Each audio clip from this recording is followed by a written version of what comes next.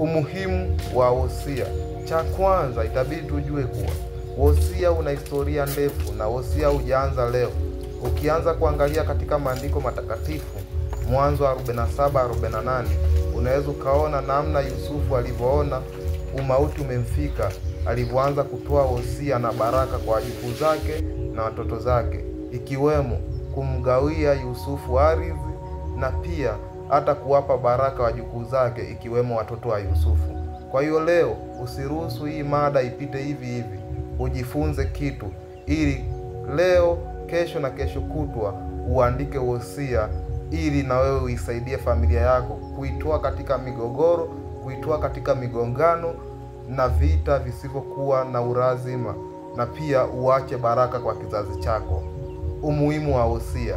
Cha kwanza, wosia hutoa migogoro katika familia zetu. Ni kweli, tusipoandika wosia tunakuwa katika hatihati ya migogoro katika jamii zetu. I think everyone here anashuhudia kinachoendelea katika familia ambazo hakuna wosia ambao uliachwa na wazazi wao waliotangulia mbele za haki. Sasa usikubali leo familia yako ije kuwa miongoni mwa familia ambazo unaziona leo hii. Leo amua kuacha wosia ili usiingize familia yako katika matatizo.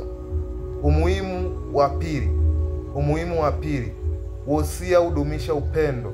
Ukiacha wosia, hakuna mtu ambaye ataingia kwenye migongano na mwenzake. Kwa hiyo forever watapendana hao watu. Kwa hiyo leo amua kuacha wosia kwa ajili ya kulinda upendo wa familia yako. Cha tatu na cha mwisho, wosia ni sehemu ya kutoa baraka. Kama tunavyoona Yakobo alivyokuwa anatoa wosia wake ambao uliambatana na baraka na ugawanaji wa mali kwa watoto zake. Kwa hiyo leo amua kutoa wosia kwa watoto wako kwa ajili ya kuandaa baraka dhidi yao na hata kuwagawia mali katika ratio ambayo iko sawa. Kuwa na uhakika kwamba utakaposhindwa kuandaa wosia ndipo ambapo utaingiza familia yako katika matatizo makubwa.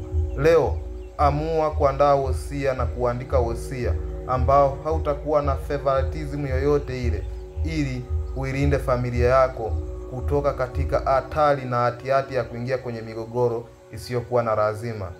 Thanks. We have to do wonders.